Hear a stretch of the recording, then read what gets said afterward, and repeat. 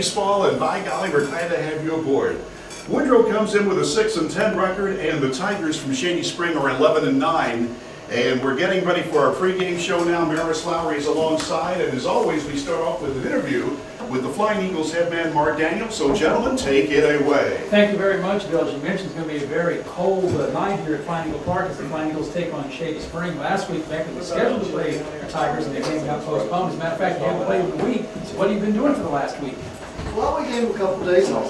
They needed it. We played several games in a row. We had some bumps and bruises, and we practiced a couple of days. But they just need some time off. Well, I was at Nicholas County yesterday preparing for the tournament that's going to come up. It's hard to believe. Game 1 was 2 weeks from yesterday, so we're just 2 weeks away from postseason. So now it's got to be a time of true urgency. That's why I was telling the players before the game. There was 2 weeks from yesterday, and today would be possibly the final game. And it's time we start doing things right. We're getting close. We're starting to move around a little bit better, and hopefully pick it up a notch. And maybe that having the kids have some days off definitely will be a positive thing because they had all those games back to back, and every now and then everybody needs a rest, and you want to be ready to go forward. Unfortunately, last Friday we were supposed to play Shady. That got rained out over there, and we're going to get the game in tonight. But it's going to be very cold. Even not just when we get into the 3rd, 4th, 5th inning, when the game starts, it's going to be very cold. Yeah, it's going to be cold the whole way through.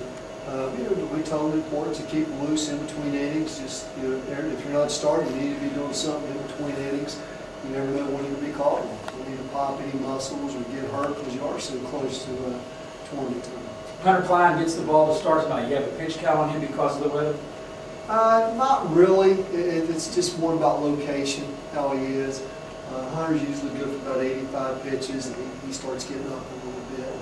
But you probably eavesdropping about an hour ago. Mark, that's what we were telling. We think alike. Yeah. That might be scary, but we think alike because we're from the same era, the same mold, and I think we both are thinking the same thing. I'm thinking that's probably what you're telling the team. Well, it is important, and it's real important we start playing good baseball. We had to, and of course you have the days off. You don't have off days going to help you, but we needed time off. They were tired, a lot of traveling. The school bus does wear you out. But we needed some time off, and I think it'll be good for them. Shady being a rivalry, you know they're AA, they're in the county. You know Coach Shaw real well, he knows you. I'm sure there's a couple of players on the Shady roster that used to play here, so the kids kind of know each other. This is really a real hometown rivalry between the two teams. It is. It's an important game. They all play against each other in summer league or play Babe Ruth together, senior league, so they know each other. But every game's important, but this was a little bit more important. It's county. We want to win the county, but we got to get ready for tournaments. And we told them this is pretty much a must-win. We got to win this. We got to start playing like it's tournaments. And if we got to pitch 5 or 6 guys or 6 or 7 pinch hitters, we got to do what we got to do to win. Well, I think this is Maris. Thank you very much, Bill. TJ's Fancy Caps will get you taken care of. Whether you need shirts, ball caps, sweaters, no matter what you need, TJ's has it. Once again, that number 255-4145. As Bill mentioned, Shady enters the ballgame with a record of 11-9. David Shaw is the manager. This is how they will go. The top third of the lineup will be Willy Lilly. He was a former Woodrow Wilson player. He leads off playing second base. Hitting second is the shortstop, Corey Lilly, and batting third is Taylor Miley, who also played in the Woodrow baseball program. The middle third of the Shady order will be Matt Gillen, the center fielder. He hits fourth. The fifth batter will be Ricky Getz. He's the left fielder, and hitting sixth, the catcher, Marshall Meadows. The bottom three of the Shady order will be the right fielder, John Atkins, the first baseman, Dustin Walker, and rounding out the starting nine, the pitcher is Quinn Gray. So that's how Shady will go. For the Flying Eagles, here's Bill. Okay, and Maris, the Beckley team batting average is now better than 300. When we first started broadcasting, they were below 200, but boy, they have started to hit. And Jesse Earp will lead off and play center field. He's at 390. Batting second is the right fielder for Woodrow. That's Andy Wickline. And batting number 3 is the first baseman, Tyler Bonnet. The pitcher is Hunter Cline, and he's the cleanup batter today for Woodrow. Sean Poling will be the designated hitter. Then it's Tyler Trump playing second base. The bottom 3 features shortstop J.C. Pennington. The third baseman is Jay Webb. He's the number 8 hitter. And batting in left field is Wesley Lopez. So it's Earp, Wickline, and Bonnet to lead off in the top 3 for Woodrow. The middle third, Cline, Poling, and Trump. And the bottom 3 for Woodrow, Pennington, Webb, and Lopez. Great.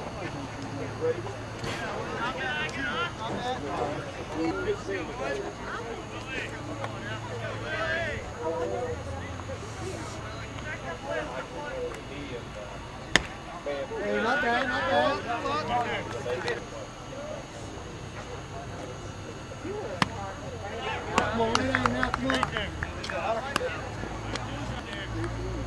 Charge on the ground, infield. There you go. I hear you, Hunter. Hey, you got one. Yo, guys, get up here. Good job, Hunter.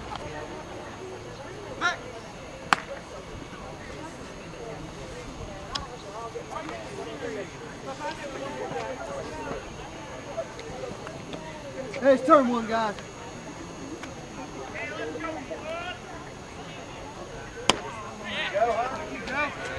Hunter, we're in the same class.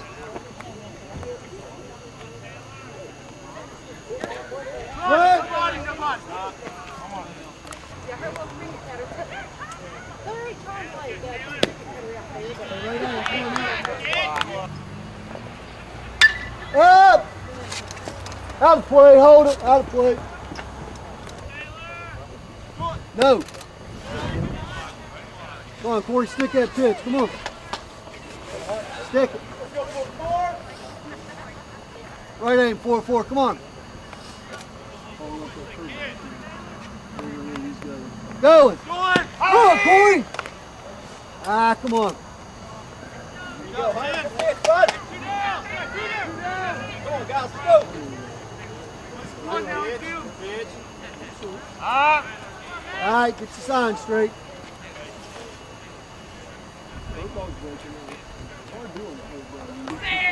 Get one here.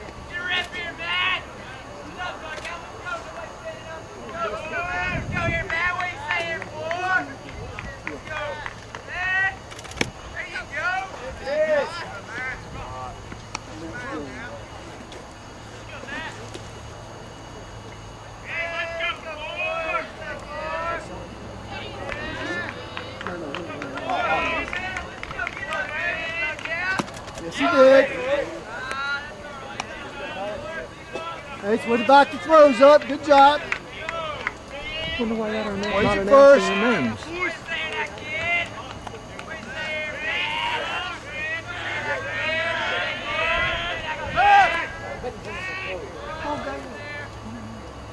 Careful. Counts even at 1-1 to the batter Gillen. Okay, Cline to the belt. Looks at the runner, fires plateward, and that one just misses high.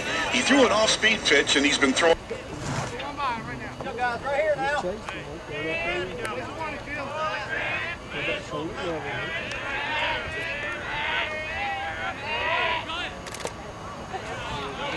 Get to the plate.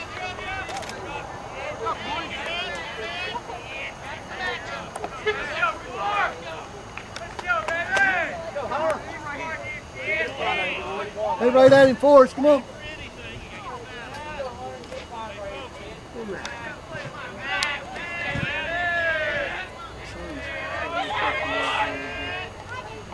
Yes, sir. There you go. Good job, Hunter.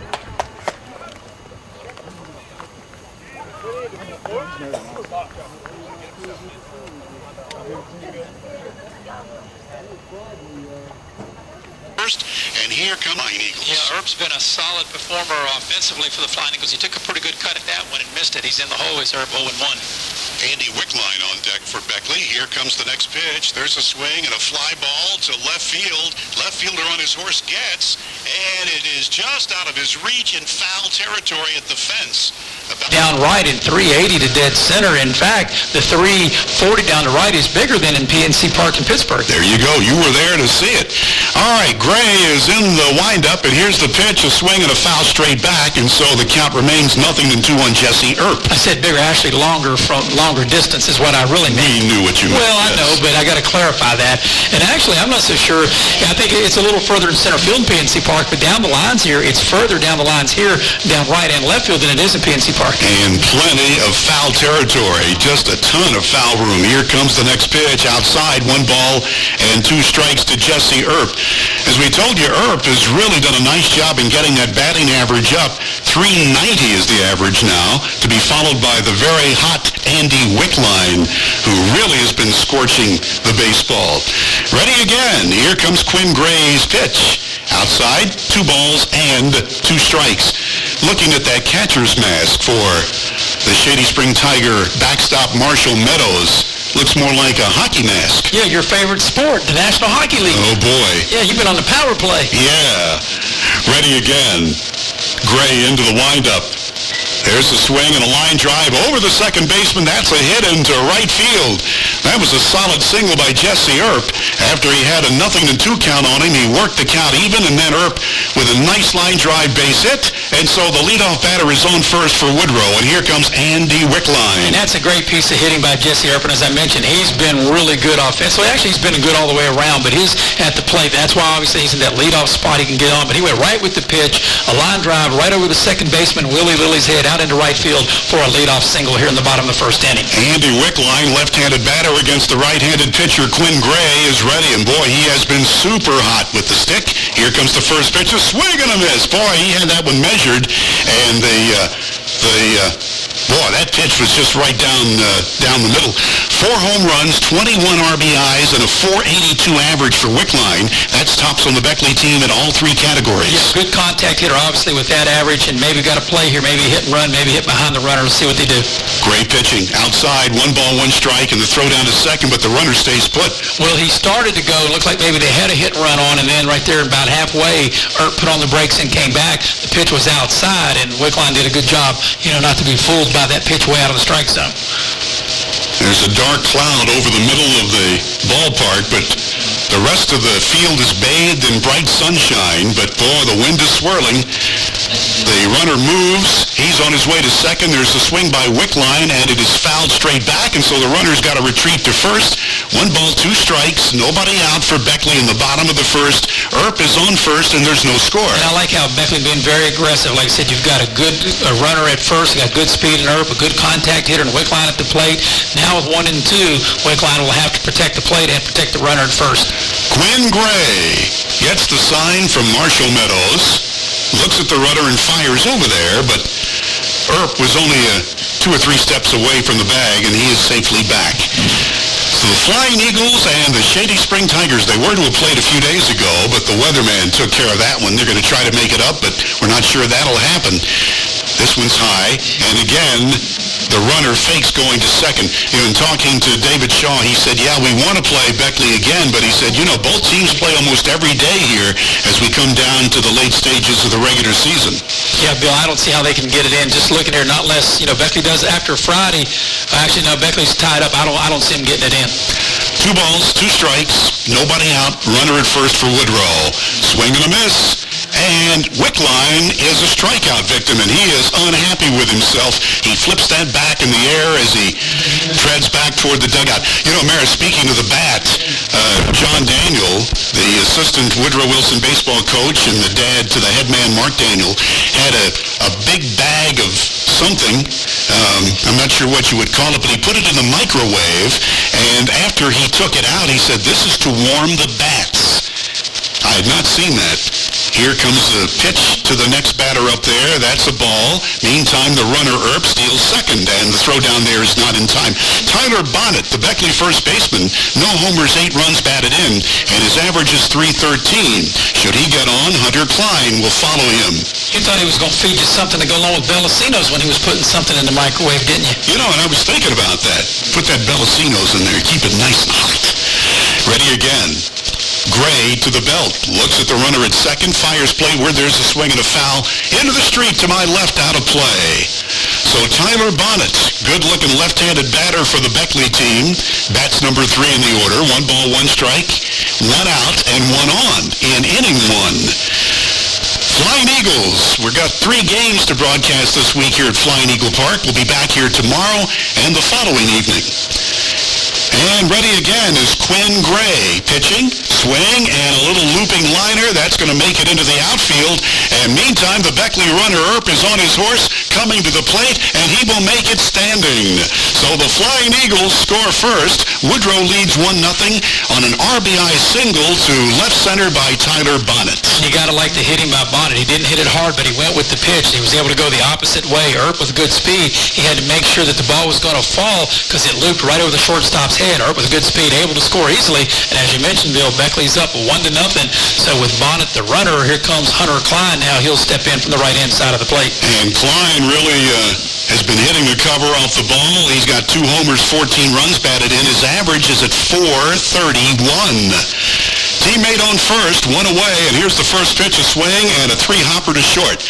It's grabbed there, throw to second, 1 out, and a bounce throw to first is not in time. Might have been close, but it was not handled properly at first base. That was a bad throw from the middle of the diamond, and so that's a force out. 2 away now for the Flying Eagles, and Beckley with a runner at first base with 2 out. Eagles leading 1-0, and Sean Poling will stand in. He's the designated batter. 2 homers, 8 runs batted in. Poling is hitting .318. So, ready to go. Gray looks at the runner and fires to the plate, and that is a strike at the knees on the outside corner. Beautiful pitch. We have a courtesy runner. Let me see who that is, because Cline's the pitcher. And he'll turn around. I think that is Dakota Bowyer. I can't quite make it out. And Normally he is the pitcher. Well, I'm told that is correct. You know, it's hard to see. They are wearing the numbers on the front in their uniform on this one. Strike call.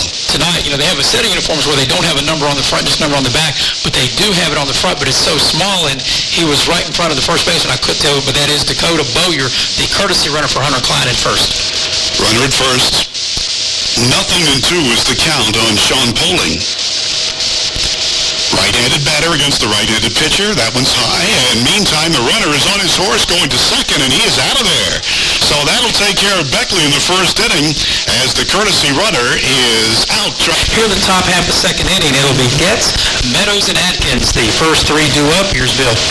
Okay, Maris, thanks very much. And Ricky Getz, who's playing left field for the Tigers this afternoon.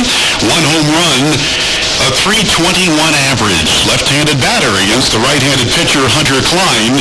And let's see what's in store for him. There's a swing and a fly ball to center. Uh-oh, watch out. Center fielder moved in and then came back now, and the ball is off the center field fence. And here is a stand-up double as Jesse Earp broke in, realized, uh-oh, bad idea. And by the time he righted himself and broke toward the fence, the ball hit off the base of the chain link fence at the .380 mark.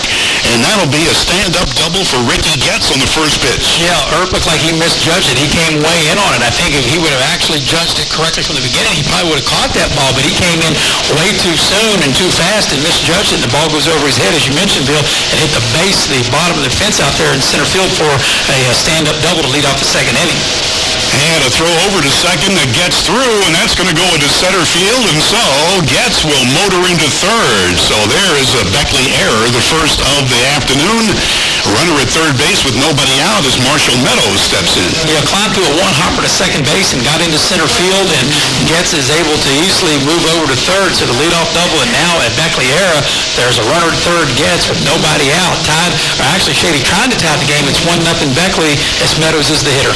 Marshall Meadows batting .321, just a freshman, and the first pitch to him just missing inside. So it's 1-0. After Meadows, John Adkins, the right fielder, will come to the plate for the Shady Spring team. Tigers are 11-9, and having fun this year playing baseball. Next pitch, that's an inside strike. Just nipped the inside corner. Well, Bill, if you don't have fun, you shouldn't do it. I mean, I think that about anything, whether it's baseball, broadcasting, no matter what you do. If you not have fun, at least for me, if I'm not having fun at it, I ain't doing it. Well, I'll elaborate on that in a minute. Right now comes Cline's pitch, the swing, and a pop-up. It's going to be in foul territory. Martin coming over, the catcher. Third baseman coming over, Jay Webb, and it falls between them near the Shady Spring dugout. So it's just a foul ball strike, 1 ball, 2 strikes. And Coach Shaw telling me, hey, the reason is these kids have a great attitude. Here comes the next pitch. Outside curve. And it is 2 balls, 2 strikes. Runner at third for Shady Spring. Beckley nursing a 1-0 lead. We're in the top of the second. Sure, you know, Bill, everybody wants to win, and you have more fun when you win, but it's about, like you said, playing with your friends. This next pitch. Oh, beautiful strike. And that'll take care of Marshall Meadows. Boy, that one bent right in there. So the curveball gets the 4th strikeout victim for the Shady Spring Tigers. So the runner is still at third base, 1 away, and John Adkins, the sophomore right fielder, will stand in. 1. Right-handed batter hitting 270, Maris. Well, like I said, Bill, you have more fun when you win, but you also have more fun when you play with players that you like. I mean, that's important. This one's inside for a ball. But you know how it is, Maris. You and I have been around the block a few times, and even before you became a broadcaster on WJLS, you were around sports teams as you were measuring many teams in the region and in the state for footwear. You could tell which teams were winners. Another pitch, just a little bit low for ball 2. 2 balls and nothing on John Adkins with Dustin Walker on deck for Shady Spring here in the second. But you can tell which teams because of the attitude. Yeah, you got talent, you got coaching, but you got to have the right attitude. Here comes the next offering. The swing and a miss. Boy, the bottom fell out of that pitch right at home plate, and Adkins could not get it. Well, Bill, I think chemistry is so important. Chemistry, camaraderie, all those things, liking one another, liking your teammate, I think that's important. You can have all the talent in the world, but if you have a disruptive locker room, that don't get it done. Swing and a miss. Again, same pitch, same result as the breaking pitch fell right down at the plate and over. 2 balls, 2 strikes with a runner at third and 1 away, and here comes the next one outside, and we've got a full count on John Adkins. But you know, Maris, in talking about whether or not you're having fun, you know, there's a line there. Well, we really can talk about that in a minute. Here comes the pitch, a swing, and that one's fouled over toward the Shady Spring dugout. You know, you can come to work, and if you dread coming to work or coming to play a game because you're not sure how this guy is going to work out, or if that one is having a problem and he's going to take it with him onto the field. You know, it's just not fun. Well, this year it's fun at Shady Spring. There's the swing and a pop-up, and it's coming down the first base line. First baseman for Beckley, Bonnet is under it and makes the catch.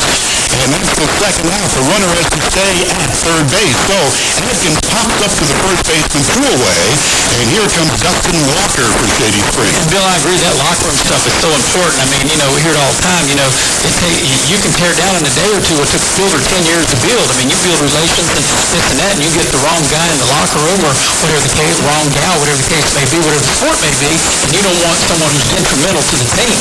Well, this one is going to go all the way to the backstop. Bad pitch, and then brings the run in. And boy, that's tough. Dustin Walker. It worked so hard to keep that runner at third, and then he uncorked a wild one. Must have gotten, well, maybe his spikes caught or something. Nevertheless, that one was not close, and this next pitch is in the dirt and outside, and it's 2 balls and 1 strike. Should Walker get on, the number 9 batter in the Tiger order, Quinn Gray, is on deck. That's why it's so important to get this number 8 guy out. You want the 9th guy leading off the next inning. A swing and a ground ball to short. Takes a nice hop to Pennington. The long throw is in time. Perfect strike across the diamond by Pennington, and that takes care of Shady Spring, but the Tigers get 1 run, 1 hit, 1 Beckley error, and nobody left. We're ready to go to the bottom of the second inning. It's Beckley 1, Shady Spring 1. You're listening to Woodrow Tiger Baseball on AM 560 WJLS Beckley. Cincinnati Reds on deck for the Beckley team. A 6-10 record, playing much better ball as of late.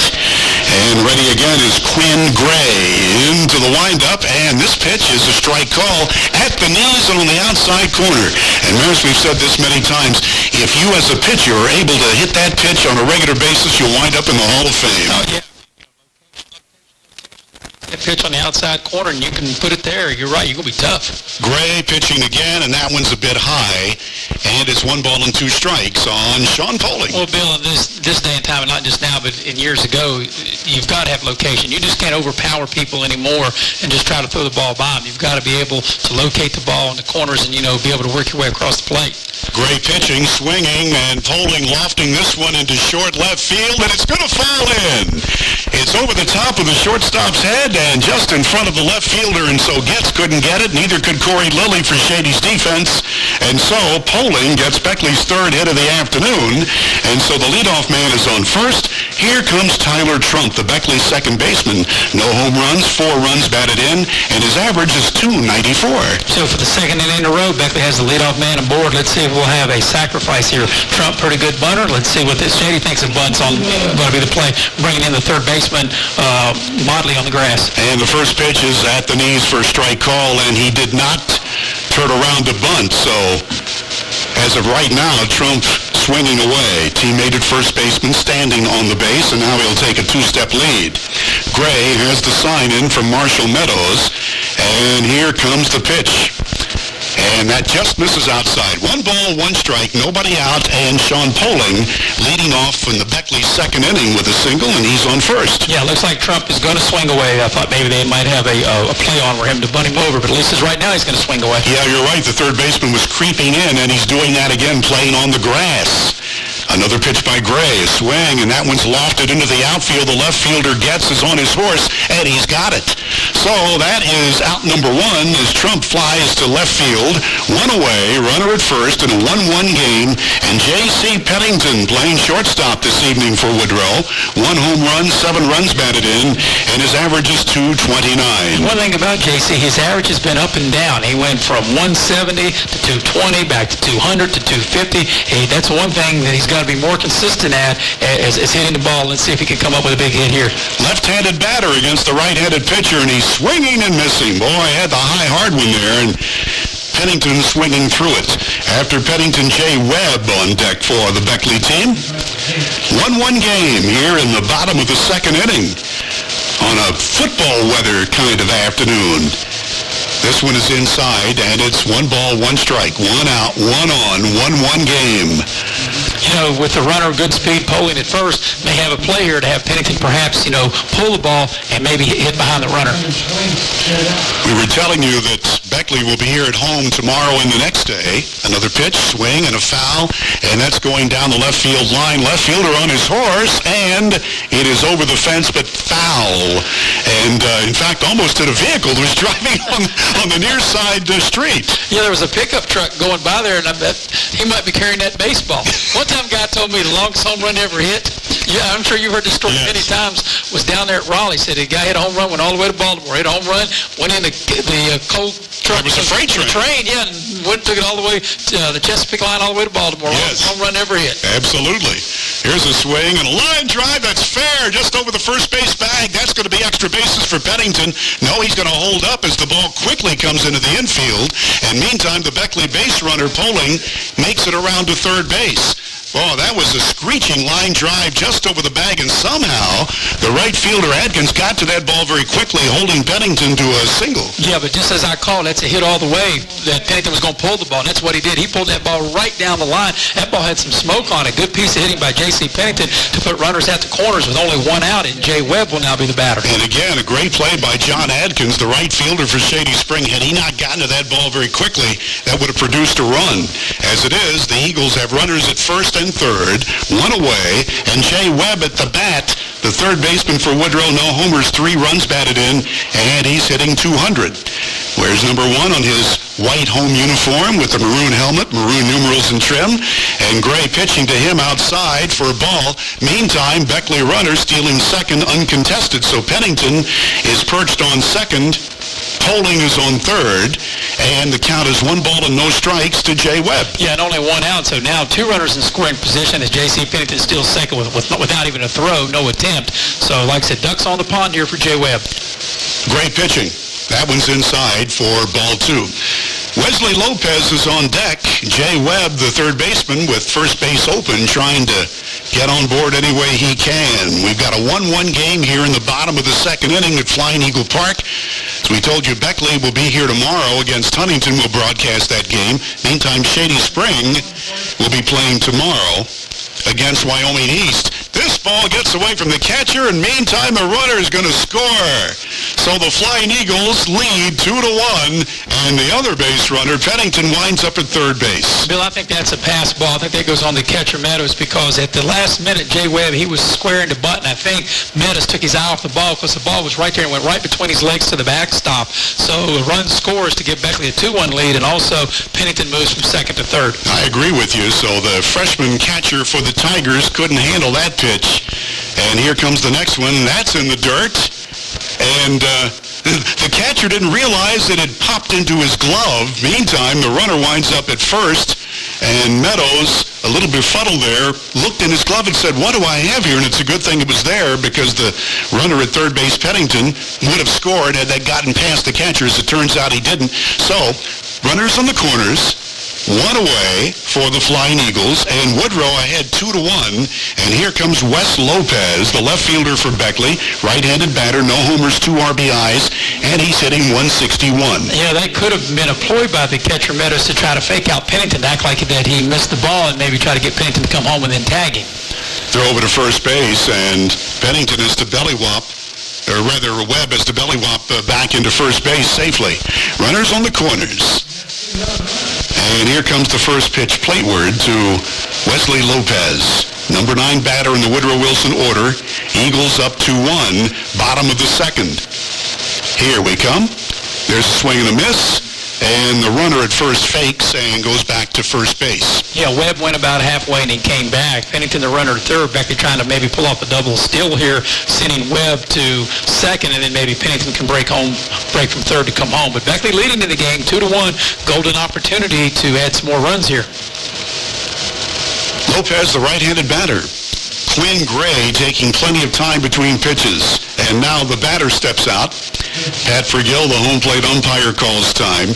And again, we are just thrilled to tell you about our buddy Pat Forgill, just one of the outstanding umpires.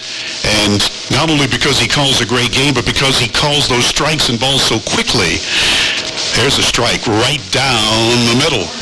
And it's 0-2 on Lopez. Yeah, Lopez only hitting 161, trying to make a little contact, at least being able trying to get Pennington home from third. 2-1, Beckley leading here in the bottom half the second inning. Poling started off the inning for Woodrow with a single, and he wound up scoring on a pass ball. Pennington is the other Beckley hit in this inning. 4 total hits for Woodrow in the game. And now Gray steps off the rubber just as he was going into his windup. Boy, he's been shaken up just a bit here. A free run the Eagles got to go ahead 2-1. Now he's ready. Looks at first. Comes to the belt and comes to the plate. And that is a ball call. Meantime, the runner motors into second base. The throw is made, but Webb is there safely. So with the steal now, Woodrow with runners at second and third with 1 away. And the count is 1 ball and 2 strikes to Lopez. Right, and that takes the force off with Webb successfully stealing second base. First base is open. After Lopez, Jesse Earp would bat. There's a swing and a foul out of plate over the back of the press box. This is just one of the beautiful baseball parks you're going to find anywhere. The grass is in perfect condition. There were 3 or 4 dandelions here. They're not allowed on this field, and they really take good care of this field. It is just one of the jewels when it comes to baseball parks. Flying Eagle Park on the campus of Woodrow Wilson. Another pitch is high. And it's 2 balls, 2 strikes. 1 out and 2 runners on base for the Flying Eagles with a 2-1 Beckley lead here in the bottom of the second inning. Glad to have you aboard on AM 560 WJLS, bringing you area high school baseball exclusively on the radio. Ready again is Gray. Here it comes. Just outside. So it's a full count. Yeah, count's gone full. This is up to now. It's been a good at-bat for Lopez. He has really made Gray, the pitcher, work. And he's at first base hoping he's trying to work his way to get a walk or perhaps get a couple of runs in here. Quinn Gray, 3-1 record on the season for him, and this one is a strike call, and that is it for Lopez. So he's caught looking. He was on his way to first base, but that one nipped the corner of the plate, and Lopez is Beckley's second out here in the second inning, and the Eagles will send their leadoff man, Jesse Earp, to the plate. He singled to lead off the game and eventually scored. So Jesse Earp's average is hovering right near 400 as he stands in with runners at second and third and 2 away for Woodrow. First pitch to him is a strike call. And Bill, with Wickline hitting behind him, you really cannot pitch around Earp here. So Earp ought to see some pretty good pitches and has a couple of runners out there, Pennington at third and Webb at second with 2 outs. And like you said, Earp's average right on the cusp of 400. Let's see what happens right here. Yeah, the Beckley lineup is especially happy here at the top of the order. There's a swing, and that's popped into the air, and that's foul out of play. Ow, right on top of us there. And the count is 0-2 to Jesse Earp. On the old coconut. Ouch. Yes. That'll leave a mark. Well, on the ball, that is, if it hit my coconut, Yeah. as hard as my head is. I got to tell you, everybody, Maris and I just happened to meet for lunch at Chick-fil-A today in the Beckley Galleria. And it's so cold, and this man walks in, and he's still wearing shorts. I'm tough, Bill. Yeah, right, you're dumb. Tough. Next pitch is over the head of the catcher. That's going to get another Beckley run home, and the Eagles lead 3-1 on a wild pitch. So Whoa. Pennington able to score, as you mentioned, Bill, 3-1 lead, and Webb will make it down to third with no problem. So that's a big run, and Beckley now has a 2-run advantage, 3-1 here in the bottom of the second inning. And if you're Quinn Gray for Shady Spring, you are not pleased because the 2 runs that the Eagles have scored in this inning have come without an RBI knock.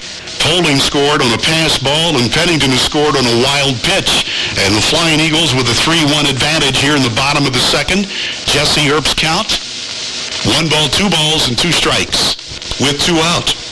Here comes Gray pitching. There's a swing and a fly ball out of the park, but it is foul over the fence that rings the left side of the ball yard. Bill, what we're seeing through the first 2 innings is what you and I are used to seeing from a Mark Annual baseball team.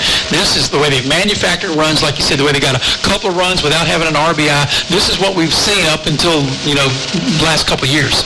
Maris, you are so right about that. This is Beckley baseball, no doubt about it. You rattle the opponents. There's a swing, and that's lofted into the air, into the middle of the diamond. Now it's on its way to center field, and Gillen is right there. In center field, he makes the grab. So that takes care of the Flying Eagles, but they get 2 runs on 2 hits.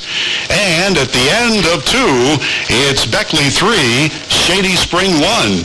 You're listening to the Tigers at Park in Beckley. Bill O'Brien with Maris Lowery, and we're going to give you the 2-inning line score brought to you by TJ's Fancy Caps.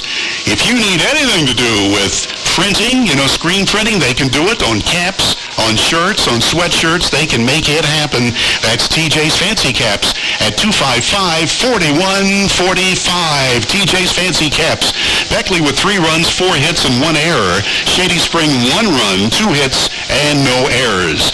And to take you through the middle innings with a play-by-play, here's WJLS Sports Director Maris Lowery. Thank you very much, Bill. As Shady comes to bat here in the top half of the 3rd inning, it'll be the 9, and then back to the top of the order, 1 and 2. It'll be Quinn Gray, the pitcher, followed by Willy Lilly, the second baseman, and Corey Lilly, the shortstop. So it is a cold night here in Beckley, and I'm just looking out to the crowd, and there are people bundled up with their sweatshirts and blankets like it was a football game, and that's the kind of weather we're having here in April, but that's soon to be gone tomorrow and Friday. And the leadoff man is Gray, and he swings at it, and he fouls it in front of the plate 0-1.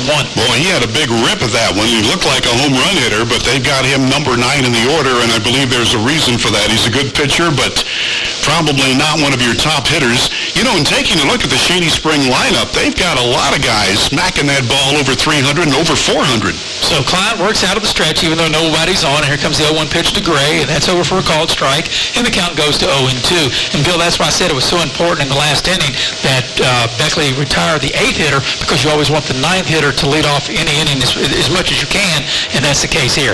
0-2 the count to Quinn Gray. The 0-2 pitch swung on, and this ball's hit down the left field line. That's going to be fair. That ball's going to go just almost to the corner. Picking it up is the left fielder Lopez, and that'll be a long single. Pretty good job by Lopez to get over there in time, Bill, to keep that to just a long single by Gray. And, I've got to tell you, Quinn Gray has just proven us wrong. When you put somebody number 9 in the batting order, that means that they're not one of your better hitters. But, boy, he looked like a world beater there as he smacked that ball with authority. And so Gray leads off the 3rd inning with a single for Shady Spring. And we have a courtesy runner. Austin Johnson will be the courtesy runner at first for Quinn Gray. So there's a leadoff hit for the Tigers here in the 3rd inning. We'll go back to the top of the order with a Willy Lilly, a strikeout victim back in the 1st. He's 0-1. Out of the stretch is Cline. The pitch to Lilly is swung on. This ball's hit to center field. Coming in was Earp, then going back. He misjudged this one. That's the second time that's happened. It's over his head, and going into second with a stand-up double is Lilly. So for the second time in this game, Bill, that Earp, he came in on a ball. The ball was well hit over his head. He misjudged that one, and back-to-back hits, and Shady has something going with runners at 3rd and 2nd and nobody out. Well, as we've told you, Jesse Earp is a fine athlete, but 2 times he has broken in on the ball. Now, part of it is the wind is swirling here, but he just didn't pick up the ball right away, and by the time he recovered, that one was over his head for a double, and Willy Lilly is on second with a teammate on 3rd base in Johnson's name, and so here comes Corey Lilly batting. Here's Maris. Well, Corey Lilly entered the game batting .404. He's got a hit, so he's 1 for 1. That averages up a little bit, and he's got ducks on the pond with runners at 3rd and 2nd and nobody out. Cline works out of the stretch. The pitch is outside in low ball 1. So right here, as we're going back into the top of the order now and getting into the meat of the Shady batting order, Bill, as you talked about, they've got like about 3 or 4 guys that are hitting 300 or better. So the count is 1 ball and no strikes to Corey Lilly. Out of the stretch is Cline, and the pitch, it's over a called strike. The count 1-1. Actually, the top 6 are batting .321 or better, and these guys here, Corey Lilly at .404 now, more than that, and Taylor Modley at .414 are the 2 guys above .400. 1-1 the count to the Shady Springs shortstop, Corey Lilly. Out of the stretch is Hunter Cline. Got runners at third and second, nobody out. Beckley leading in the ball game 3-1 as Shady bats here in the top half of the 3rd inning. The sun is out, but it is very, very cold. And the field still's got plenty of sunshine, but when that wind is whipping up, it will go right through you. And here comes the 1-1 pitch to Lilly, swung on. This ball is fouled back, and the count goes to 1-2. You know, Maris, you've used this term a couple of times today, and I've always wondered when they say ducks on the pond, I wonder where that came from. From ducks? Yeah? Yeah. Ducks on a pond. Yeah? That's where that comes from. Yeah? That could be like ribs on a grill. It could. Something like that. That's an old cliche, just like a can of corn. I never knew where that came from. Yeah. Why not a can of peas? This next pitch is outside 2-2. I mean, why not anything as the count goes to 2-2? And we had this discussion in basketball. Snowbird layup. What makes a snowbird? When it flies around in the snow? I mean, there are some strange phrases that especially baseball has. So the count is 2 balls and 2 strikes to Lilly. The 2-2 pitch, that's way outside. That'll get past the catcher. That's a wild pitch, and that will allow the runner to score Johnson, the courtesy runner from third, and that will trim the Beckley lead to 3-2. Also on the wild pitch, Willy Lilly able to make it to third with no problem. But, you know, Cline has kind of been all over the place. He's had maybe a little bit of control trouble here through 3 innings. There's times where he's pitched great, and other times pitches have just gotten way out of control, as that one was right there. Yeah, we're here early in the 3rd inning, and Cline has struck out 4, but he's had a couple of corked ones. And this ball next pitch is swung on and fouled down into the left field corner. So Corey Lilly is still the hitter, and the count is 3 balls and 2 strikes. The count is full to Corey Lilly, the Shady Springs shortstop. Scores 3-2 Beckley. Runner at third. Nobody out here in the top half of the 3rd inning. As Corey Lilly will step in, working out of the stretch is Hunter Cline. Beckley up a run, but Shady has the tying run only 90 feet away and nobody out here in the 3rd. And the payoff pitch, and that's inside ball 4. So the first 3 hitters in this 3rd inning for the Tigers all get aboard. Got a couple of hits and now a base on ball. And in the meantime, Woodrow's going to have a meeting at the mound. All of the infielders are there with the battery, the pitcher and the catcher, meeting with head man for Woodrow. And Mark Daniel, I'm sure, is just trying to encourage his pitcher, Hunter Cline, saying, hey, you did so well in the first 2 innings. Don't lose it right now. Just get your head back together. Right, just settle him down a little bit. Like I said, he's kind of been all over the place with these pitches here in the 3rd inning after pitching so well, as you mentioned, you know, in the first 2 innings. But the first 3 batters for the Tigers are aboard, a single, a double, and a walk, and that's produced a run. So the score is 3-2 Beckley, top of the 3rd inning, runners at first and third, nobody out, and Taylor Modley will be the hitter. He entered the ball game hitting .414. He was a strikeout victim back in the 1st inning, so he's 0 for 1 as he bats on the right-hand side of the plate. Runners at the corners. Cline will work out of the stretch. He'll look in. He'll get the sign from Martin, checks the runner, and the pitch to Modley, and that's way inside for ball 1. So 1-0 the count to Taylor Modley, the Shady Spring third baseman. Modley played at Woodrow. I'm not sure if it was last year or year before, but there was a time where he did go to school at Beckley and did play for the Beckley baseball team. He's now playing for the Tigers, and his next pitch to him is high and inside, and the count is 2-0. You know, I'm talking to David Shaw, the head man for Shady Spring. He said at one time there was no love lost between these 2 teams, meaning the 2 schools. But now it's a great rivalry. These 2 teams enjoy each other. The 2-0 pitch, and that's a strike, and the catcher misses the ball, and he goes back to the fence, and that will allow the run from third to score. So Willy Lilly, very fast, he makes it with no problem, and the game is tied up at 3-3, and Corey Lilly will trot down to second. So on the passed ball, and a strike on Modley, the count is 2-1, and we've got a tie game at 3. Still nobody out and a runner at second. You know, Maris, this is wild. Beckley got 2 runs in the last at-bat, and now 2 runs for Shady Spring, both done the same way. 2-1 to Modley, and that's high and inside 3-1. So 3 balls and 1 strike to Taylor Modley, the Shady Spring third baseman. And game's tied at 3, as Bill mentioned. You know, Beckley had a run in the first, and 2 in the second. Shady's now got a run in the second. They've crossed 2 here in the third, and they don't have anybody out. And the pitch to Modley is swung on and missed, and the count's now gone full. Yeah, and Beckley's last at-bat, they scored 2 times, once on a pass ball, once on a wild pitch, and the same has happened here to Shady Spring. 1 wild pitch run, 1 pass ball run for their 2, and we're tied at 3 here in the third. So Cline will come to the belt. He'll check the runner at second. Here comes the payoff pitch to Modley. Swung on and missed. Strike 3. So for the second time in the game, Taylor Modley is a strikeout victim. And that's the first out of the Shady Spring third inning.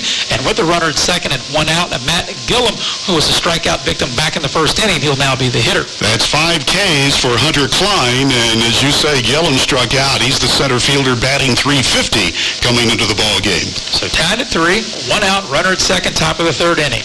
Cline set, and here comes the pitch to Gillum, and that's on the inside corner for a called strike. That was a beautiful pitch by Cline. Well, wasn't that a nice breaking ball that just caught the inside part of the plate? Gillum was sort of backing up as the ball broke across the plate. So 0-1 the count to Gillum. As we mentioned, tied at third. Go-ahead run for Shady's out there at second with only 1 out. Cline set, the 0-1 delivery, and that's inside. The count evens at 1-1. 1 ball, 1 strike to Gillum. Shady and Beckley tied at 3. The game last Friday night at Shady was rained out. They are going to try to make it up, but I don't think they'll be able to because there's just no available dates. Just no room, yeah. Just no available dates. So 1 ball, 1 strike to Gillum, and here comes the 1-1 offering, and that's high and almost behind him, and the count goes to 2-1. And that time, Hunter Cline just smacked his glove with his free hand, his pitching hand. He's frustrated with himself, so he's got to get his head set if he's going to get back in this game. 2 balls and 1 strike to the Tigers center fielder Gillum. Runner at second, 1 out, tied at 3, and the 2-1 pitch, and that's a beautiful pitch over for a called strike. The count evens at 2-2. So he seems when he gets that breaking pitch over there, it's unhittable. Well, that time it looked like it just handcuffed the hitter Gillen, and he just really wasn't, looked like it just, like I said, it just kind of fooled him a little bit. But the count is even at 2-2, and here comes the 2-2 pitch to the Shady Springs center fielder, and that's too far inside, and the count has gone full. So 3 balls and 2 strikes. Pardon me, this is the 3rd straight hitter that Cline has gone to a full count to. Yeah, he's thrown a lot of pitches in this game. We're only in the 3rd. Especially just in this inning. Yeah. So we're tied at 3. Here comes the payoff pitch to the Shady Springs center fielder Gillen, and that's swung on, hit back to the mound, knocked down by Cline, only plays to first, makes a throw, and got him just in time. Whoa. But that was a nice play by Gillen, though. By the pitcher, Hunter Cline, to knock it down, take your time, and make a nice delivery to the first baseman, Bonnet, to retire Gillen. Boy, that was a bang-bang play at first base, and you're right, Hunter Cline did not panic. He did not handle the one-hopper back to the mound cleanly, but he kept it within arm's reach, and by the time he picked it up, he threw a bullet to first, and that took care of the second Shady Spring out. So runner at third, 2 down, tied at 3, and Getz will now be the hitter. He hits from the left-hand side of the plate. The pitch to him swung on right back up the middle. That's a base hit, and the Tigers will regain the lead. So that's the second hit of the ball game for Getz. He led off last inning with a double and eventually scored, and he gets a 2-out single right here to give the Tigers a 4-3 lead. Well, that was smacked really hard past the shortstop between Pennington and the second base bag. No way that Pennington could get to that ball. So Getz with a double and a single in his 2 at-bats, and an RBI for him, and Shady is up 4-3, and here comes Marshall Meadows, a strikeout victim in his opening at-bat. So runner at first is Getz, 2 out, and 3 runs pushed across by the Tigers here in the 3rd inning to take the lead. Swung on and missed is Meadows, and the count is 0-1. So a good piece of hitting by Getz. He entered the ball game hitting .321. As we mentioned, he had a double to lead off the second, scored, and now an RBI single to give the Tigers a 4-3 lead. So 1 ball, no strikes, the count to the catcher Meadows, and this next pitch is a ball. The count was 1-1. Getting a little, I guess, gloomy. Maybe about time to turn the lights on here at Flying Eagle Park.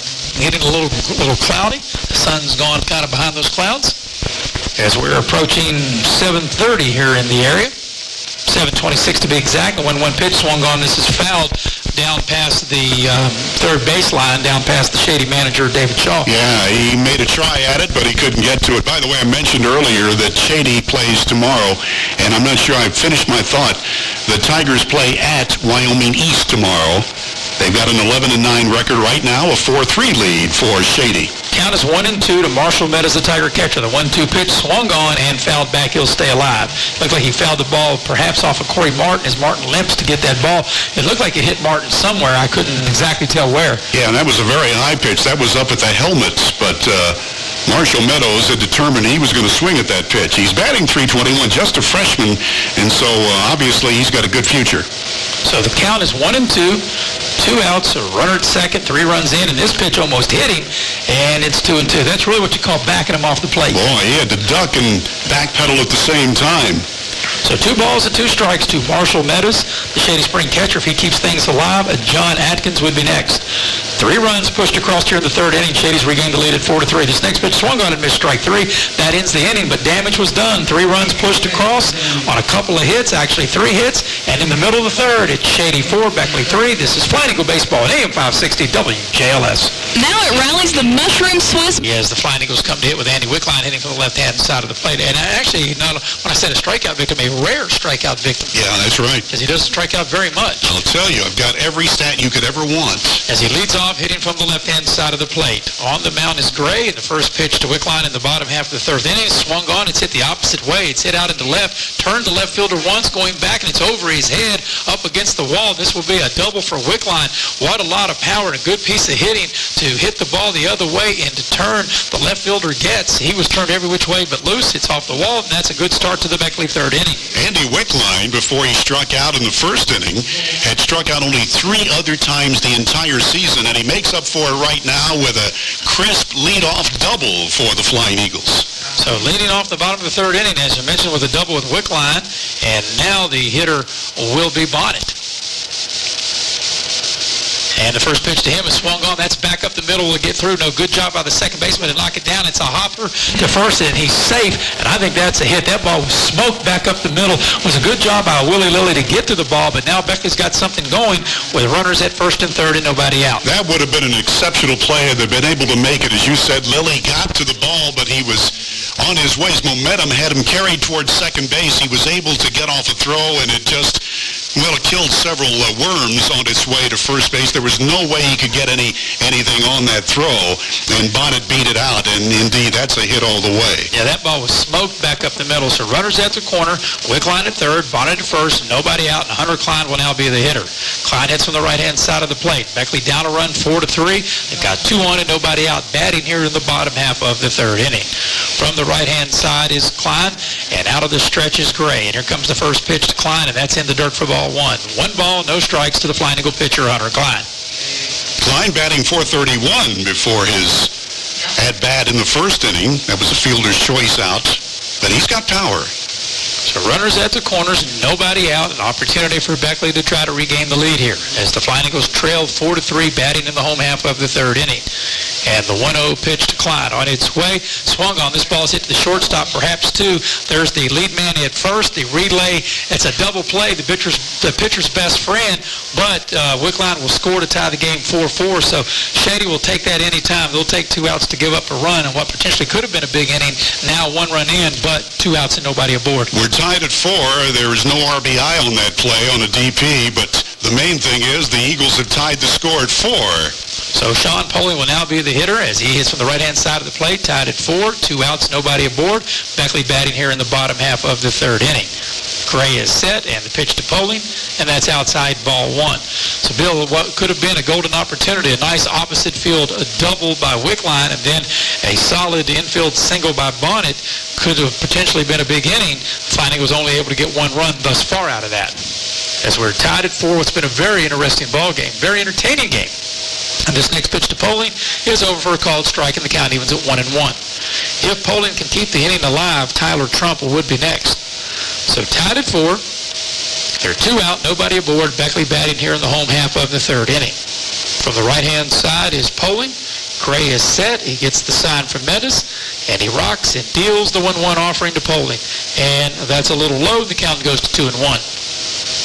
2 balls and 1 strike to the Flying Eagle designated hitter, Sean Poling. Poling entered the game hitting .318. He's got a hit and scored a run back in the 2nd inning. And the count's 2-1 to him. Gray set, and the 2-1 pitch to Poling. And that's on the outside corner. The count evens at 2-2. Boy, and you could just see the dust fly out of the catcher's mitt. That had a lot of steam on it. So 2 balls and 2 strikes to Sean Poling, and a 4-4 game with 2 out, nobody on in the bottom of the 3rd inning. Gray set, the 2-2 pitch to Poling. swung on and missed strike 3, and that's how the inning will end. But Beckley does tie it after 3. We're even at 4 as you listen to exclusive coverage of Flying Eagle Baseball right here on AM 560 WJLS and WJLS.com. Kennemer's Allstate agent can show you how. They're just down the street. Let them put what's important to you in good hands.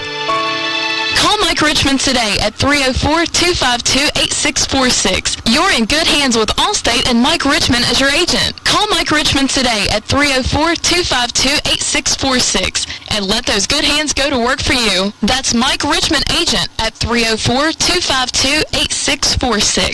This leads things off. He fouls it back 0-1. But should be about the time where they turn the lights on here as we approach the top half of the 4th inning and what's been a very good game up to now, tied at 4, Bill. So 0-1 is the count to the right fielder, Atkins. As Bill mentioned, it's the bottom third of the Shady lineup. Atkins, Walker, and Gray. Cline works out of the stretch, and the pitch is low. The count evens at 1 ball and 1 strike. So 1-1 to Atkins, to be followed by Dustin Walker and Quinn Gray. Atkins popped up to the first baseman up the line in his first time at bat. So 1 ball, 1 strike. He hits from the right-hand side of the plate. This is John Atkins. Cline set in the 1-1 pitch, and that's going to be on the inside corner, a little too far inside, and the count goes 2-1. We'll be here tomorrow and Friday. Tomorrow, Huntington is the opponent. Friday, Spring Valley will be on the air at 5:45 each night with a first pitch scheduled at 6 o'clock. So we've got 2 more games this week and 1 game next week before we get ready for postseason. The 2-1 pitch is high and outside, and the count goes to 3-1. And Bill, next week, next Wednesday, South Charleston will be the opponent. That'll be the last regular season game that you and I broadcast before postseason play, which will begin May 11th. It's a best 2 out of 3 series. Game 1 up at Summersville against Nicholas County. We'll follow the Eagles in postseason. And the 3-1 offering, and that's ball 4. Martin now, for a minute, couldn't find the ball, but he does now. So the leadoff man is aboard for the Tigers with a leadoff walk. And he works out of the stretch, and the pitch is swung on. This ball is hit to left field. The left fielder came in. He's going back. He's looking up. It's gone. 2-run blast by the 8th hitter of the lineup, Dustin Walker. He got all of that for a minute. Wesley Lopez came in, and then he turned around, and he just ran out of real estate. A 2-run home run by Dustin Walker, and that gives Shady a 2-run lead at 6-4. Well, you're right. That ball just carried, and you know, all of the outfielders, for the most part, have broken in when the ball leaves the bat. And that's the Sunfield, left field here at Flying Eagle Park. By the time Lopez picked it up and realized that that was going to carry a long way, he ran as hard as he could to the fence, and it was well over the fence for a home run. One of the few Shady Spring Tiger home runs of the year. Built big, and I mean, he just got all of that. Jumped on that first pitch and swatted over the left field wall for a 2-run shot, as Gray is now the hitter, and he takes a called strike 0-1. Gray is 1 for 1. He got a hit, and his courtesy runner, Johnson, scored for him back in the 3rd inning. That's only the 2nd home run that Walker's hit this year. And the pitch to Gray is swung on and fouled in front of the plate 0-2. But just like that, Bill, after Beckley had tied it, Shady back in front by 2 at 6-4. It's going to be this way the rest of the day. I know that. You know, in talking to David Shaw, he said, I was asking, tell me your home run hitters. He said, nobody has more than 1. And here comes the next pitch to Gray, and that's inside. The count's 1-2. But like we said, Bill, you want to manufacture runs, but a 2-run home run ain't bad every now and then, especially when you get it maybe from an unexpected guy, an 8th guy in the lineup. There you go. But that got out of here, and it's a 2-run lead, and that's the difference in the game. The 1-2 pitch to Gray is outside. The count now even at 2-2. So Beckley had a golden opportunity, had runners at the corners, and only able to get 1 run last inning, and the Tigers come up with a big 2-run home run here in the 4th to regain the lead at 6-4. The 2-2 pitch to Gray swung on, and the catcher misses the ball, but Martin will take his time, and takes too much time and throws it over the first baseman's head. That will go as a strikeout and an error on Corey Martin. So hopefully things aren't starting to unravel on the Flying Eagles, as that should have been a sure out. And Corey Martin kept the ball in the dirt part around home plate. He got first, number 6. I don't have him on the roster here. Oops. Don't know who that is out there at Shady. He's not the same guy as before. This pitch is way high, ball 1 to Willy Lilly. Lilly struck out back in the 1st and then doubled and scored in the 3rd, so he's 1 for 2. He entered the game hitting .386, so this is his 3rd at bat. Runner at first, nobody out, 2 runs in this inning here in the top half of the 4th. And the pitch to Willy Lilly is swung on, and he fouled it back as Corey Martin looked like that may have got a piece of him. He looks a little shaken up, but, you know, he does a good job. And catching has got to be the hardest position out there. Oh, it is. You're down in the dirt, you're squatting, you're catching, you know, a lot of different pitchers and here and there, and then, you know, you're taking foul balls. I mean, that's a tough job. And Lilly really took a golf swing at that. So the count is 1-1 to Willy Lilly, and this pitch is high and inside, and it goes to 2-1. 2 runs already in of a 2-run home run by Dustin Walker here in the 4th inning. And Shady's up 6-4. 2 balls and 1 strikes the count to Willy Lilly. A runner at first, nobody out here in the top of the 4th inning. Hunter Cline on the mound, works out of the stretch, and the pitch to Willy Lilly swung on and missed, and the count evens at 2-2. Willy Lilly is just a good athlete, not only a baseball player, he can play football and baseball, and he just likes to get out and compete. So 2 balls and 2 strikes to the Shady Springs second baseman, Willy Lilly. 2 runs already in. A 6-4 Shady lead here in the 4th inning with a runner at first and nobody on the 2-2 pitch, and that's way high and inside in 3-2. And, you know, Cline, like I said, there's times where he's thrown some excellent pitches, but there's other times he's just been all over the place. Inconsistent, no doubt about it. So here comes the payoff pitch. 3 balls and 2 strikes to Willy Lilly. Out of the stretch, Cline will check the runner, and the payoff pitch to Willy Lilly. The runner goes, the ball gets back past Corey Martin, and rounding second and going to third will be the courtesy runner. Here comes the throw to third. It won't be in time. And then on the walk going down to second is Willy Lilly. So the Flying Eagles starting to unravel here, Bill. They have a strikeout. They should have an easy throw from the catcher to first. He throws it over the first baseman's head for an error. Then on a pass ball and a walk, the hitter gets to second. So they've got 2 on, nobody out, 2 in, and Mark Daniels making that slow walk to try to keep the Tigers without getting any more runs, as they have runners at third and second. Infield may come in. They're in at third and in at first to try to cut the run off at the plate. The 7-inning game, really 4th inning, you're kind of somewhat in the late innings here, as Corey Lilly's the hitter, and the pitch to him is outside, ball 1. Good job by Corey Martin to keep that ball in front of him. So it's 1 ball, no strikes to the Shady Spring shortstop. Tigers trying to add to their lead. They've already scored 2, and they have 2 on and nobody out in the top of the 4th inning. From the right-hand side of the plate is Corey Lilly. Out of the stretch, the left-hander Wickline. He'll come to the belt, and the 1-0 pitch swung on. This ball is popped down the left field line into foul ground. Giving chase is the third baseman, Webb, and coming over the left fielder. They have no play. Actually, the ball in between third base and left field and foul ground. Let's give you the stats on Hunter Cline. Of course, the book is not closed on him yet because the runners at second and third belong to him. But right now, Hunter Cline giving up 6 runs, 6 hits, struck out 6, walked 3. So the count is 1 ball, 1 strike to Corey Lilly as he hits with 2 on. And out of the stretch is Wickline. And here comes the 1-1 pitch. He squares to bunt. He punts it up in the air. Nice catch by Wickline. Perhaps a triple play. He's got 2. The throw. Triple play. How about that? Wow. And a beautiful job by Andy Wickline to make the catch for the first out. Run unassisted to third to get the bag and then make the throw to second. Bill, I don't think I've ever witnessed it actually calling a game where we had a triple play in the game. That was just incredible. We're going to take our commercial break, and when we come back, we will describe that again. But boy, that could have been a major inning for Shady Spring and the Flying. Maybe that will ignite Beckley's offense after a great defensive play by the Flying Eagles as Trump leads things off. The pitch to him is swung on and fouled back. But what a job Andy Wickline came in. They were already down 2 runs, runners at third and second, and Shady looked like the suicide squeeze was on. The bunt was in the air. Wickline made the catch for the first out. He ran to third to get the runner and then made the throw to second from the guy from second off the bag, and triple play just like that. And the reason that Wickline ran to third, because the third baseman, Webb, also made an effort to catch that little pop between the pitcher's mound and third base.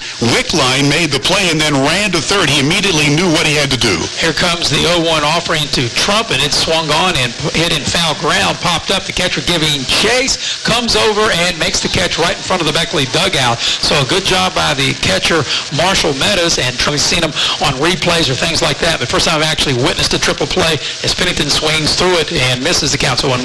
Yeah, I'm the same here, and I've been doing this a little longer than you, although you and I have been watching a lot of games and been to a lot of in-person high school and pro games, but that is so exciting. That was a tremendous play by Wickline. Now, like I said, hopefully that can ignite the offense. As Pennington hits with 1 out, nobody aboard. Here comes the 0-1 pitch to J.C. Pennington. Swung on.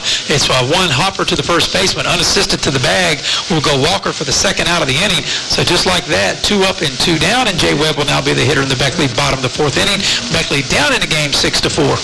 Jay Webb walked in his first at-bat and made it all the way to third base before the inning ended. So let's see what Webb can do. Batting 200 coming into the ball game. Nobody on and 2 away for Woodrow here in the bottom of the 4th. Eagles trail by 2.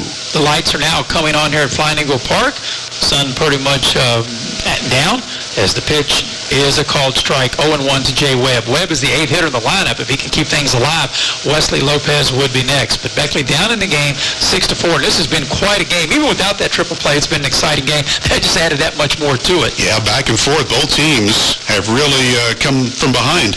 And Gray has pitched pretty good for Shady. He's still on the mound, and the 0-1 pitch to Lopez, and that's called a strike. The count is 0-2. So Lopez in the hole, Jay Webb in the hole, and 0-2, Lopez on deck.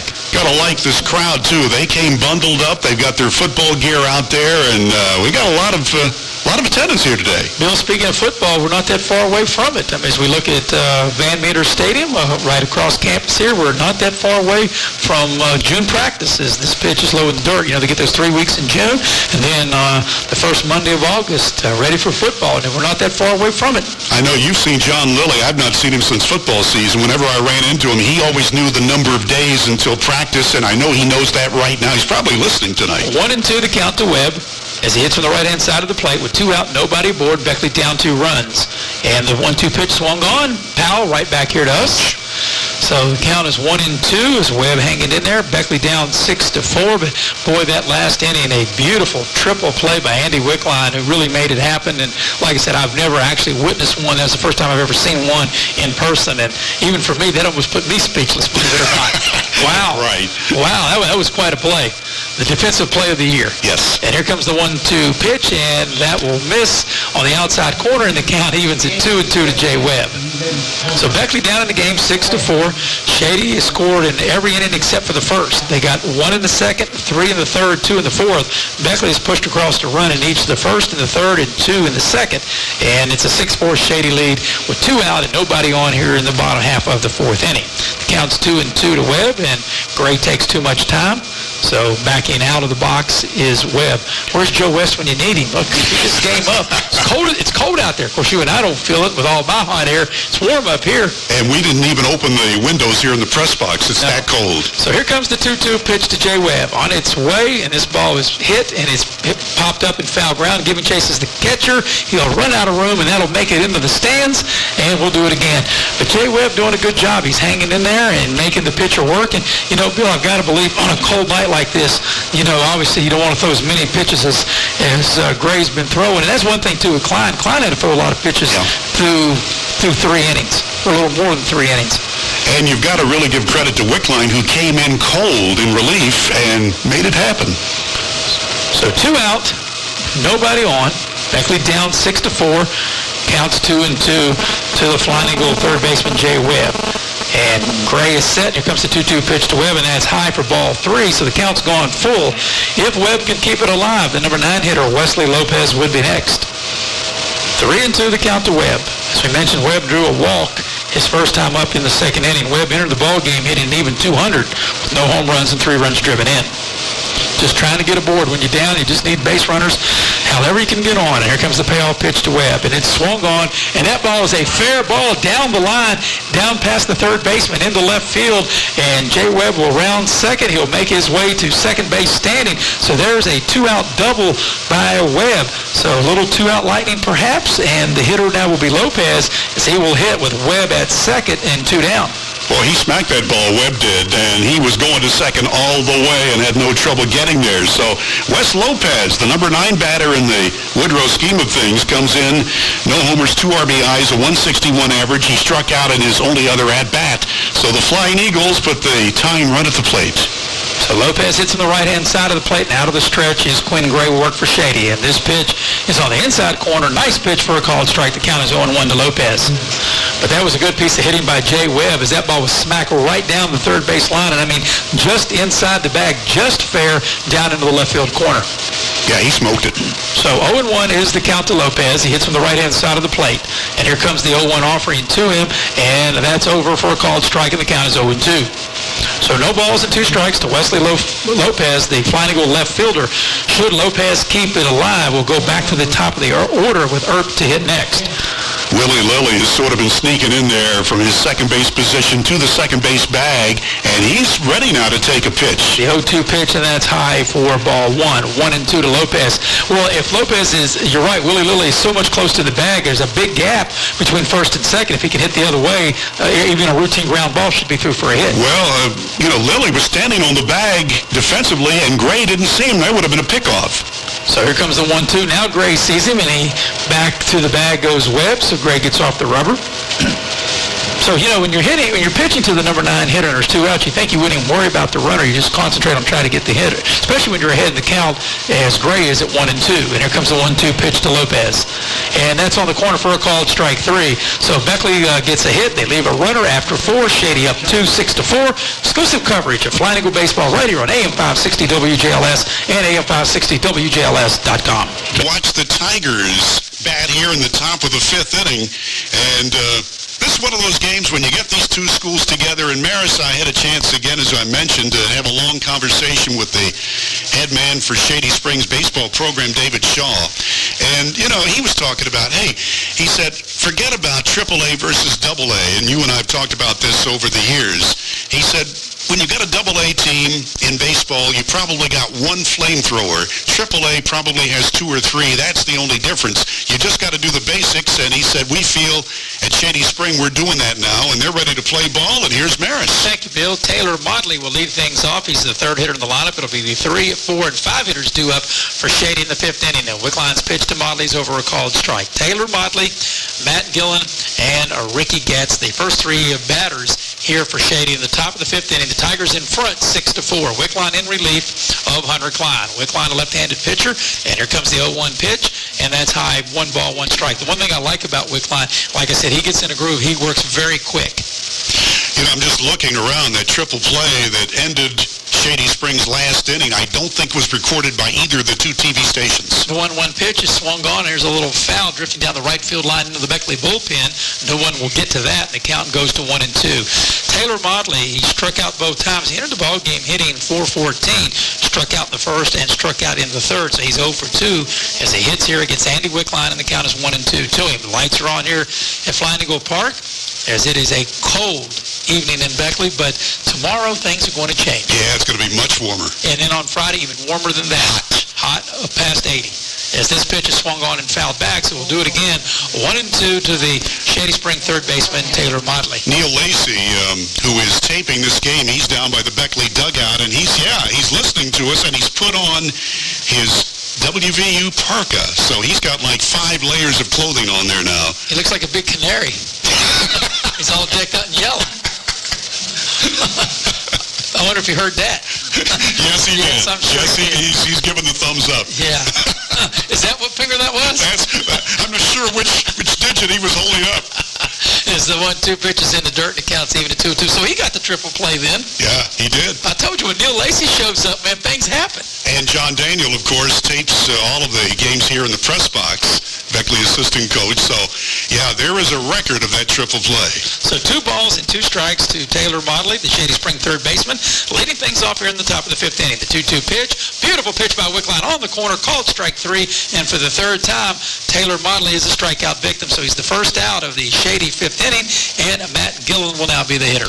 That's 7 Tigers to have struck out. The first one recorded for Andy Wickline, and here comes Gillen, struck out and grounded to the pitcher. So he's 0 for 2 as he bats with 1 out, nobody aboard, and this ball is swung on, popped up, and it's going to be right there in the infield. J.C. Pennington, the shortstop, calling for it, and he makes the catch. And I think the wind took that ball. I mean, it looked like the shortstop was going to get it, which he eventually did, but he got it on the second base side and closer to the second baseman. I think the wind, though, blew the ball over there, but nevertheless, Pennington squeezes it for the 2nd out of the inning. Well, he did. The wind just kept carrying it, and Tyler Trump there at second base was standing right beside Pennington when the ball was caught. So Getz will now hit with 2 out, nobody aboard, and the pitch is inside ball 1. Getz had a double and scored and had a hit back in the 3rd inning, so he's 2 for 2 with a run scored as he hits with 2 out, nobody aboard in the top of the 5th inning, and 1 ball, no strike to him. Wickline set, the 1-0 pitch way outside, and the count goes to 2-0.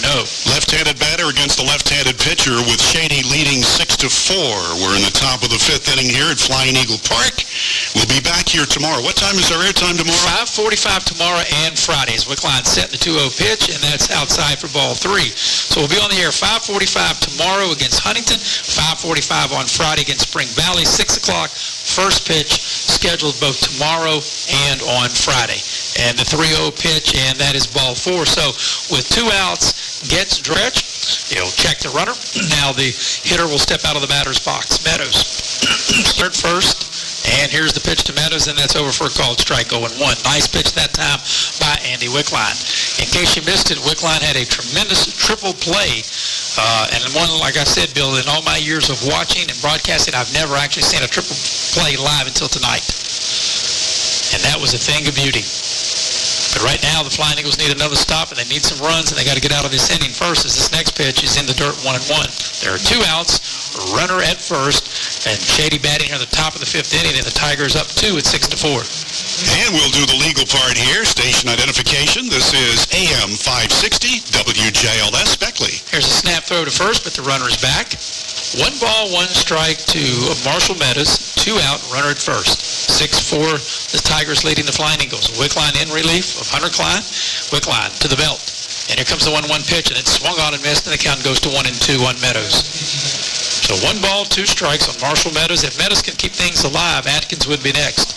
As we look ahead, Bill, to Beckley's 5th inning, we'll be back to the top of the order, Earp, Wickline, and Bonnet. So a chance for Beckley, if they can get out of this inning, keep the game close to 2, an opportunity maybe to get back in it next inning. This is 1-2 pitch, swung on and missed, strike 3, and that ends the inning. Middle of 5th inning, Tigers leading Beckley 6-4. Want to know if they have the right recipe? We will see. As Jesse Earp leads things off, as you mentioned, 1 for 2 and scored a run. He leads things off here in the 5th inning. The first pitch to him was outside, ball 1. The third baseman, Maudley, weighing on the grass, maybe expecting Earp to lay it down. But Earp entered the ball game hitting a .390. And as we mentioned, 1 for 2 with a run scored. Beckley down in the game 6-4. As Earp hits from the right-hand side of the plate. 1, 2, and 3 hitters in the lineup. And the 1-0 pitch to Earp swung on. He goes the opposite way and foul over in the Beckley bullpen, or just in between the bullpen and the dugout. And the count evens at 1-1. 1 ball, 1 strike to the Flying Eagles center fielder Jesse Earp, to be followed by Andy Wickline and Tyler Bonnet. Excuse me. You're excused. Thank you, sir. Boy, it's been a very entertaining game. Quinn Gray on the mound for Shady. He's gone the distance up to now, and here comes the 1-1 pitch to Earp. And that's swung on, and that's fouled right in front of the Beckley dugout. Count 1-2. Earp is having trouble getting around on those pitches from Quinn Gray, and you've got to give him credit to Gray. He was having some problems as the Flying Eagles got to him for 2 runs in the 2nd inning, and he was able to get out of that. Now he's hurried up his delivery, and it's working. So here comes the 1-2 offering to Earp. As Earp's the leadoff man here in the 5th inning. Beckley down 2 runs in the 1-2 pitch, and that's on the outside corner, a little too far outside, and the count 2-2. That time Gray trying to get Earp to go after a pitch way outside of the strike zone. Or a little outside of the strike zone, I should say, as the count evens at 2-2. Andy Wickline waits to hit next. Beckley down 2 runs as they bat here in the bottom of the 5th inning. Gray is set. Here comes the 2-2 pitch. 2-2 to Earp, swung on and fouled back, and we'll do it again. But up to now, Earp doing a good job protecting the plate. Got 2 strikes on him. Just somehow, some way trying to make contact, trying to get on base. Yeah, Gray is stronger now than ever. That was plenty of cheese, as they say. That was heavy heat, and Earp was able just to get a tiny bit of it. So 2-2 the count to the Flying Eagles center fielder Jesse Earp. Beckley down to 6-4, batting bottom of the 5th, and the 2-2 pitch. And that's swung on. This ball may get through. It's knocked down by the shortstop. Lilly, the long throw, not in time. Actually, that'll be a hit and an error as the ball is way over the first baseman's head, Dustin Walker. So Beckley will have their leadoff man to second. So, Bill, that ball, as I thought when it was first hit, I thought it was going to make it in the left field. Good job for Lilly to get to it, but no chance to get the speedy Earp, and then a bad throw. So we'll score that a hit and an error. And the error is on Corey Lilly. So Beckley has their leadoff man at second with nobody out, and Andy Wickline will now be the hitter. And that's the first error of the afternoon against the Shady Spring Tigers, but against Beckley with Andy Wickline, a potential tying run. He's got 4 homers this year. And Wickline has got a double and a run scored. He's 1 for 2, struck out in the first and got that double and scored in the third. And the pitch to him is high and inside, and the count is 1-0. Yeah, Wickline's got good power, but right now I'm sure he's just thinking just get a hit and just get 1 run at a time. I mean, we'll take him in bunches, but, you get him how you can get him, right? Sure. All right, 1-0 is the count to Wickline. Out of the stretch is Gray. Nice lead out there at second is Earp. He's got good speed. Any hit to the outfield you would think that would score Earp. And out of the stretch, checking the runner, and now taking an extra long time is Gray, and now Wickline backs out of the batter's box. Well, they're looking over. The catcher, Marshall Meadows, is getting his signals from the bench, and now the Fifth inning, Beckley down 2 runs, 6-4. As Bill mentioned, Wickline represents the tying run at the plate. This is a regularly scheduled 7-inning game. So out of the stretch is Gray. Checks the runner at second. The 1-0 pitch to Wickline. He laid off a high fastball, and the count goes to 2-0. Wickline wanted that bad, but he had enough discipline to lay off that pitch. Yeah, those high ones up there in your eyes, you want to swing at them, and you're right, you got to have the discipline, and Wickline has really become a good hitter. Yeah, he's been really everything for this team. Offensively, defensively, pitching, beautiful part of that triple play here this evening. And the count is 2-0 to Wickline as Earp gets his lead. And here comes the 2-0 pitch. And that's swung on and fouled back. The count goes to 2-1. Breaking pitch that time. And Wickline going with the pitch. He was a little late on it, trying to go to the opposite field. But that's one thing I've noticed from these Beckley hitters. They'll go where the pitch is. They don't always have to pull the ball. You know, you got right-handed hitters that can hit the ball to left, and left-handed hitters, or actually left-handed hitters can hit it to left, and right-handed hitters can hit it to right. As the count's 2-1 on Wickline. Earp gets his lead at second. Out of the stretch is Gray. And here comes the 2-1 offering. And that's swung on and missed, and the count evens at 2-2. Boy, that was a great pitch. So 2 balls and 2 strikes to Andy Wickline. There's nobody out. Earp's the runner at second. Bottom of the 5th inning, and Beckley trails in the ball game 6-4. This could be the juncture of the ball game. All of the players in the Woodrow dugout are on their feet watching. Well, this is an opportunity because it's the top of the order that's leading off this inning.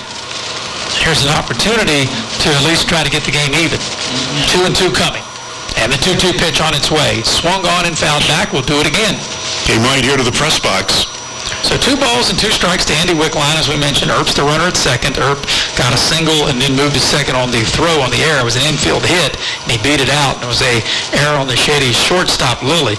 Beckley's committed 2 errors. Shady's committed only 1. And it's been a really good played game by both teams up to this point. The runner at second is Earp. Gets his lead. And here comes the 2-2 to Wickline. On its way. Swung on, that ball's hit to the first baseman. Wickline will do his job. It'll be an out, but the runner will move to third. So Wickline will move the runner over. He'll ground out to the first baseman, unassisted to Walker. That's the first out of the Beckley inning, and Earp will go to third. Well, if you're Quinn Gray for Shady Spring, you've got to be very pleased with how that came out. You got Wickline out. Yeah, you got a runner at third, but you got rid of the... Good here, you know. Nothing good because, as you mentioned, he's 2 for 2, and he entered the game hitting .313. He hits from the left-hand side of the plate, is Bonnet. Infield back will definitely trade a run for an out. The pitch to Bonnet is over for a called strike 0-1. You got a 2-run lead. If Bonnet hits the ball on the ground, they'll definitely let the run score to get the out. So Beckley down 2, 6-4, batting here in the bottom half of the 5th inning with Earp at third and 1 out. Bonnet, the hitter from the left-hand side of the plate. 0-1 the count to him. Gray works out of the stretch and the 0-1 pitch, and that's swung on. This ball's hit to the third baseman. He looks at home, but he makes the long throw to first, and as I mentioned, Bill, Shady gladly lucky to trade an out for a run. So Earp will score to trim the lead to 1, 6-5, but there are 2 outs and nobody aboard. That was a smart play, 6-5, and yeah, they'll let that run score.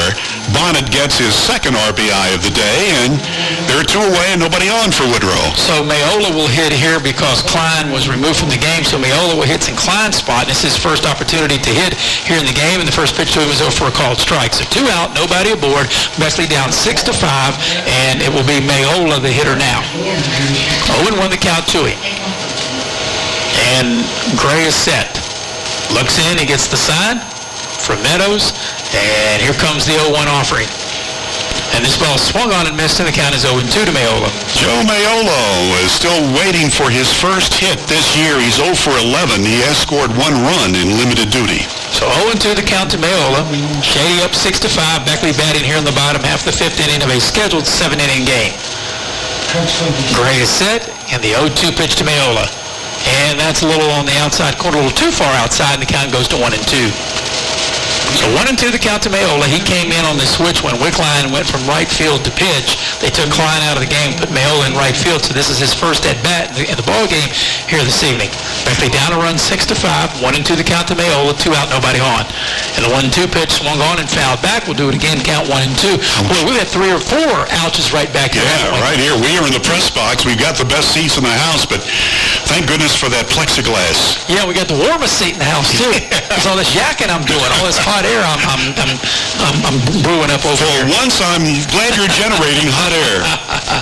Yeah, it's such a cold April night, but all that will be done tomorrow and even on Friday. Better weather coming our way. As the 1-2 pitch to Mayola, beautiful pitch called strike 3. Beckley gets a run, but we played 5. Shady still up 1, 6-5. This is exclusive coverage of Flying Eagle Baseball, AM 560 and AM 560 WJLS.com.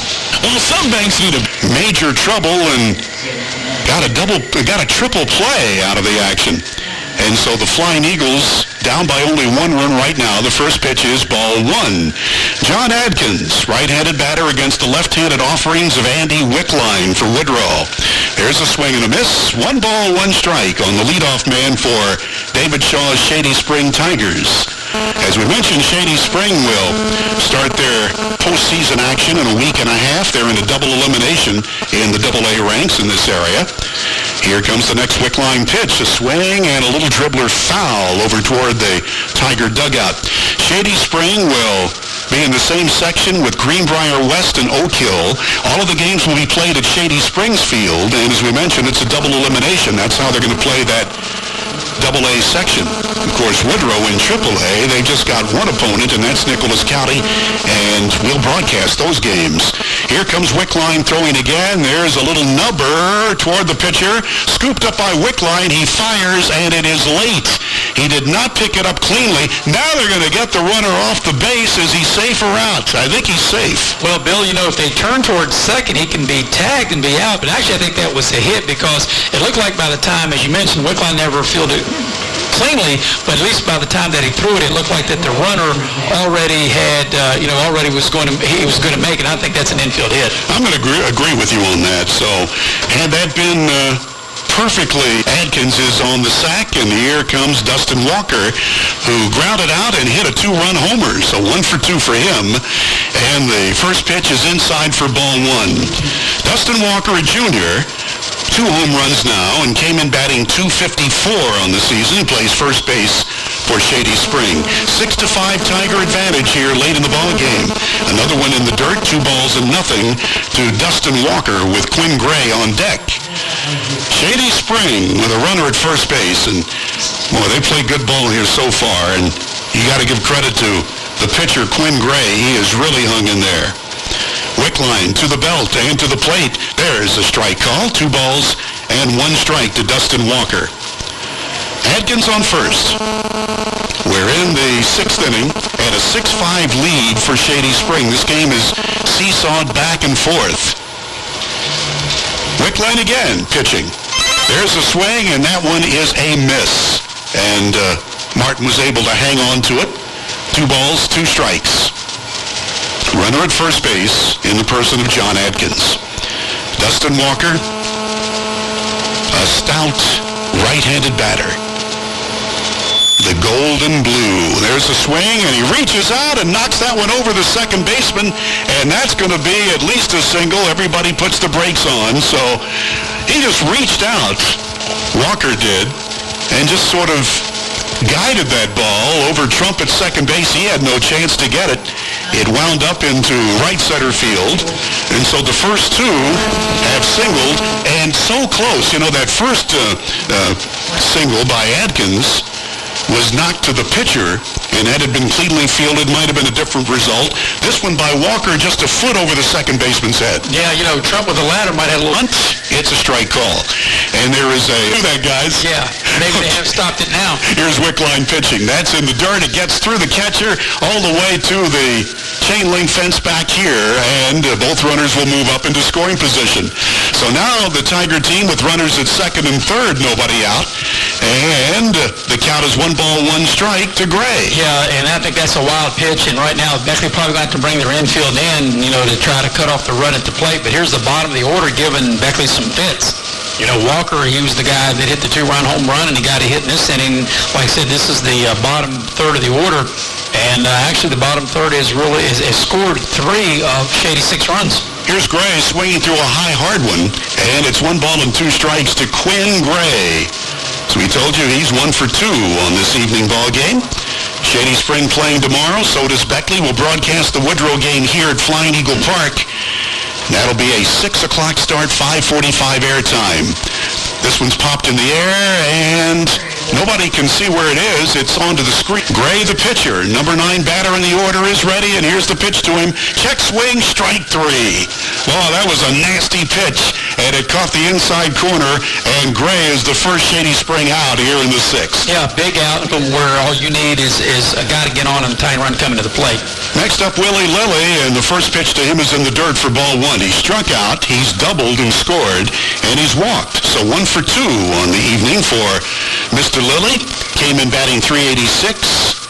The senior, a right-handed batter against the lefty Wickline, and that one's in the dirt for ball 2. 2 balls and nothing to Willy Lilly with Corey Lilly on deck.